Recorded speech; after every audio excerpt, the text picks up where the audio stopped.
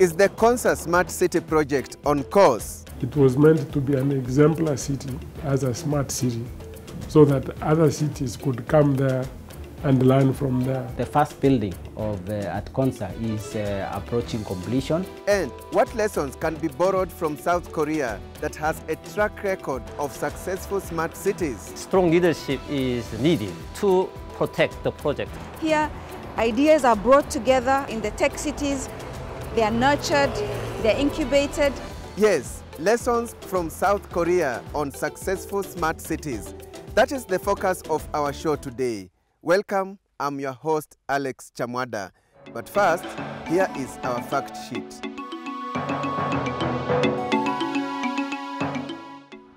South Korea's population is estimated at 51.47 million.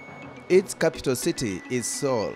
Seoul's metropolitan area is the second largest metropolitan in the world, with more than 25.6 million people, which is half of all the residents in the country. South Korea has experienced remarkable success in combining rapid economic growth with significant reductions in poverty. Government policies resulted in real GDP growth averaging 10% annually between 1962 and 1994. The country is an exceptional example of an aid recipient country that turned to a high-income country. Korea was a poor country, and still we are poor in the natural resources. So the development strategy of Korea was to import raw materials from the other countries and add the value on the raw materials and export them to other countries.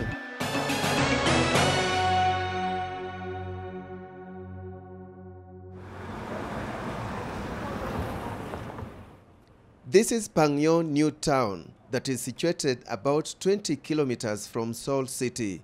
It is one of South Korea's new smart cities. The project was initiated in 2004 and the final plan was approved in 2006. Constructions were done between 2006 and 2012. It was developed by a government-owned corporation that is known as Korea Land and Housing Corporation that is responsible for development of land and cities in South Korea. Yes, we have built about 30 new towns, 20 around Seoul, and the rest of them were built in the regional area. Pangyo City is the home to Pangyo Techno Valley, an industrial complex also known as the Silicon Valley of Korea. Towns have a better living environment. Now people can enjoy wide open space and very good parks and good schools, hospitals. So our lifestyle had advanced to the level of a developed country. Also, it creates a lot of jobs. To build new towns, we invest a lot of money in the housing area and the infrastructures and all other public services. So all those investments created a lot of jobs. And it also had a positive effect to the economy. There are 870 companies and a total of 60,000 employees in Pangyo. The maximum capacity is 80,000 people. 7 out of the 10 biggest gaming companies in Korea are located in Pangyo.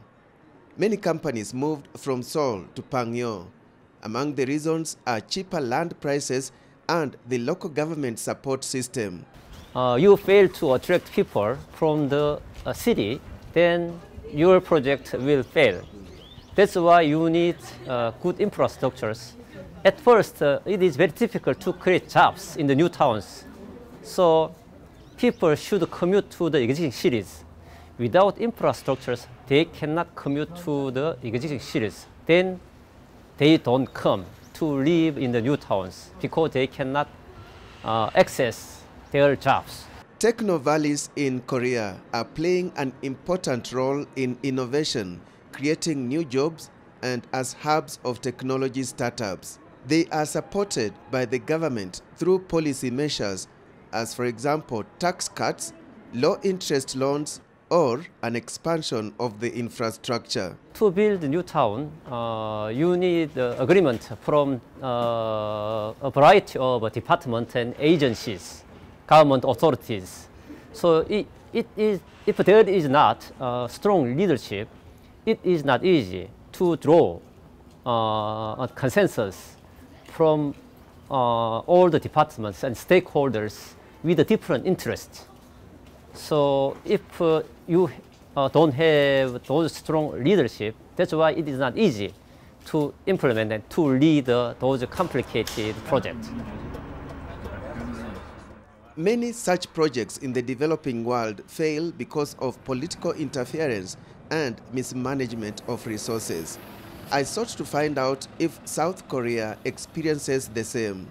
There were some interferences, and that's why strong leadership is needed to protect the project from the private interferences from the political sectors. Fortunately, the president president was aware of the importance of this part, so he watched this project very carefully and he checked the process of the new town project every day. So it's not easy for the politicians to interfere with negative purposes. So that's why our project was successful. There are many similar smart cities in South Korea. 60,000 people in the city are producing goods and services worth $70 billion as compared to Kenya's $98 billion, despite Kenya's population being 46 million people. Another place that is a must visit in South Korea is the digital media city, Seoul's hub for media, entertainment, and IT industry. Here at the digital media city, you find broadcasting, movies, games, music, e-learning, and other facilities related to digital media. Pangyo New Town and the digital media city are some of the places a Kenyan delegation recently visited as part of a knowledge-sharing program supported by the government of South Korea. The Chief Executive Officer of the Konza Technopolis Development Authority, Engineer John Tanui, explains. KSP, that is the knowledge sharing program, is a policy support program provided by the Korean government through one of their trade agencies called KOTRA. And KOTRA, that's Konza Technopolis Development Authority, applied for this grant. And we got a grant to support a policy guidelines and pre-feasibility study to see the possibility of establishing a digital media city at Konza. And we had this program launched last year in November. We brought in the stakeholders who we had engagement here in Kenya, and also we had a sponsored trip under this program to Korea, where we had a delegation of 25 people from Kenya, including from legislature, county government. We had the governor of Makueni County, we had several government agencies, Konza ourselves, and also the private sector. So it was a complete team to see what Koreans have done to unlock the potentials of digital media in their country. And it was quite a very successful trip because we were able to see what they have done. We were able to learn from their journey and to see what we can do in Konza Technopolis. We've been able to find time to tour some of the facilities that are involved in a number of things: content creation, gaming, and more importantly, animation work. If we're able to put together a digital media city that can be able to support and put in place the necessary resources as well as the infrastructure to be able to grow the market, then we'll be in a very good place. Because right now in Kenya, when it comes to talent, when it comes to skill, when it comes to education, we are in a good place. We do have what it is and what it takes to be able to grow and take the market to the next level. The thing that has really struck me on this trip is how much devotion there is to incubation and to supporting young people and to supporting startups and to supporting new ideas, to supporting innovation. That is where the future lies, and just the amount of energy they've put into incubating, that is the thing that has struck me the most. Now I understand why they're a powerhouse. It's because they actually invest in it with their own people. As a country, we have an opportunity. We have a youthful population that is very active in media and film industry. We thus need to do more, focus more, allocate more to address the challenges and unlock the opportunities that are available within the sector. When you compare Kenya and Korea 50 years ago, they were more or less at the same level. Today, Korea has a GDP of $1.7 trillion. Kenya has a GDP of $77 billion. Kenya is only 5% of what Korea is, yet we started at the same point. Just being here for the last 1 week has shown us that if you invest in the knowledge-based economies, and if you invest in ICT and if you invest in innovation, you can actually grow cluster industries and you can improve the competitiveness of your country at a global scale. You are watching Lessons on Smart Cities from South Korea. We now take a short break. When we return, It was meant to be an exemplar city as a smart city so that other cities could come there and learn from there. are the founders of this project happy with its progress? Welcome back. We are discussing lessons from South Korea on successful smart cities and whether Kenya's flagship smart city project, that is Konza City, is on course. Konza Technopolis project is anchored on two pillars. One is world-class infrastructure. The second one is the pillar of innovation, technology and knowledge economy. The driver for this second pillar of innovation, technology and knowledge economy will be a research institute. And we were very privileged that we got Korean government to support Kenya. As you are aware, Korea has been ranked for the last 6 years as the most innovative nation in the world. I'm now at the Korea Advanced Institute of Science and Technology. This university played a key role in the transformation of South Korea. I'm here to meet the authorities to learn more on why the university was established and its achievements.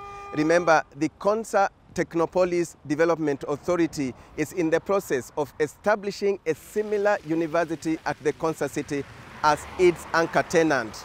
KAIST was founded in 1971. At that time, President Park of South Korea had a plan for economic development, and he needed the people to develop the industry. So he needed the manpower, the primarily scientists and engineers for the industries. With the aid of the United States, they developed a plan for a school that could educate these scientists and engineers for South Korea. And KAIST served this purpose.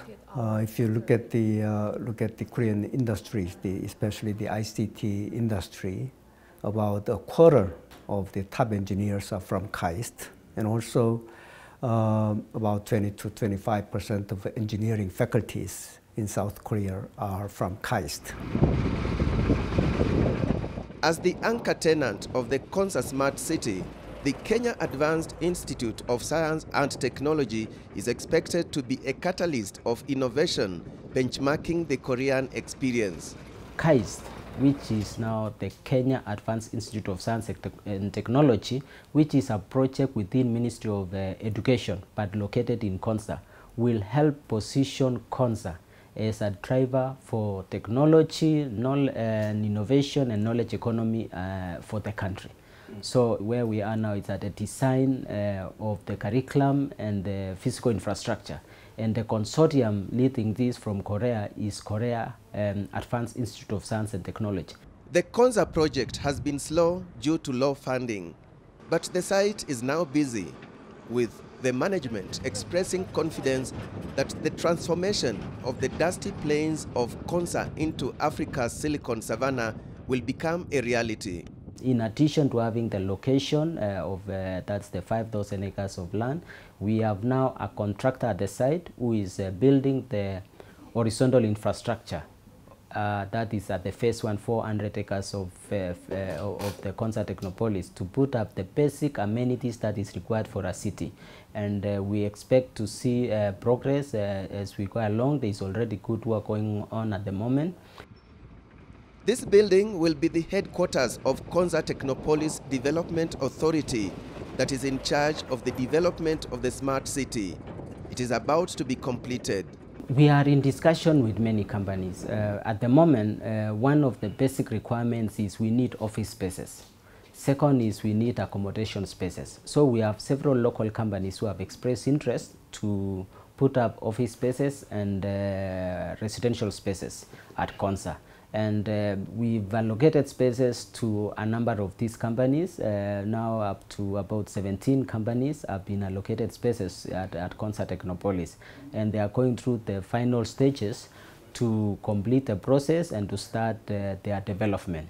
We also have international players. We have real estate developers from South Africa who have expressed interest.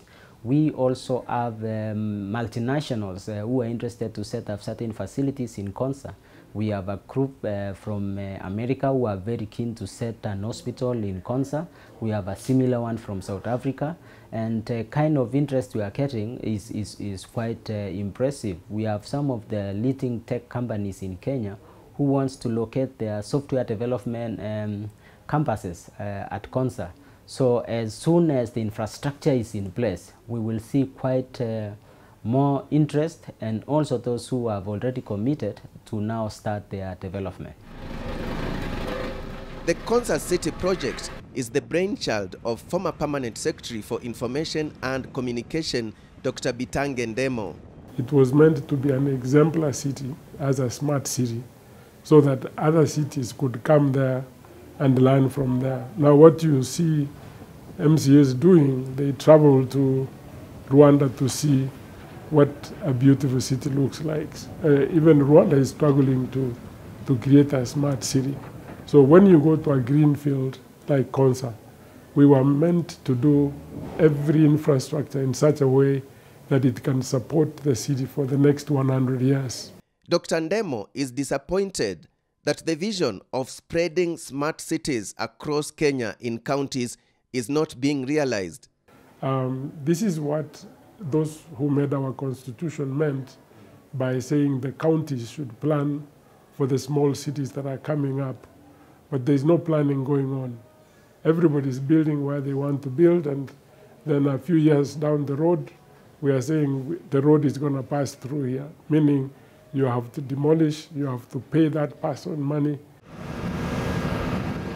But when it comes to progress in Konza, Dr. Ndemo says there is good progress. It is very much on course because the investors have come the way we had envisaged, and I think government is committed. They have put resources. You can see infrastructure coming up.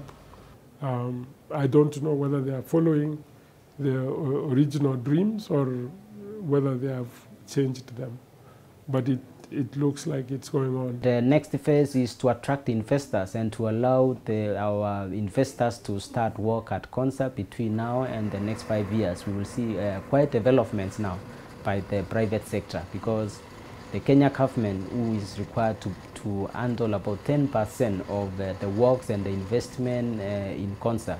And for the first phase, what the government has already done is quite sufficient. And most recently, we got support of Ministry of ICT to locate one of the national data centers at Konza Technopolis.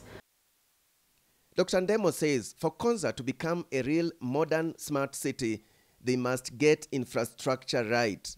What we meant to do, that you don't just build the roads, underneath the roads, if you go to Tokyo, for example, there are tunnels for cabling.